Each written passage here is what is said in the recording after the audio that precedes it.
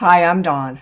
In this quick tip, we'll look at how to customize your Microsoft Outlook calendar by adding multiple time zones. Do you work in an organization with offices around the country or around the world? Or maybe you're working with clients or partners that are in other locations. If you are often managing meetings and appointments with people in different time zones, it can be helpful to show more than one time zone in your Outlook calendar. To display up to 3 time zones in your calendar, try these different techniques. 1. Simply move over to the left-hand side of your calendar and right-click.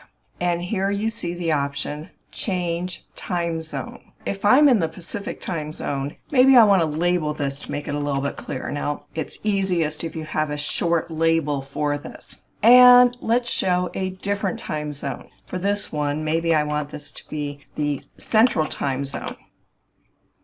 And simply pick it from the list. And perhaps a third one.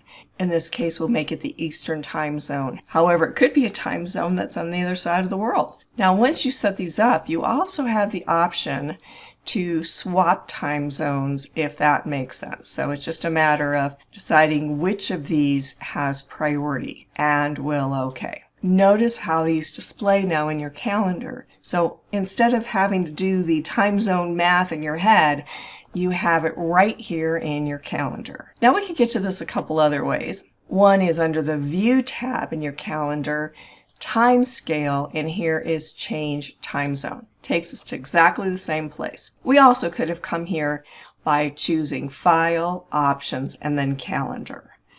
How much time could this save you to easily arrange meetings and appointments when you have people in many different locations? For more tips on being productive with Microsoft Outlook or to sign up for my tips newsletter, visit thesoftwarepro.com/Outlook. If this quick tip was helpful, please like this video and subscribe to this channel.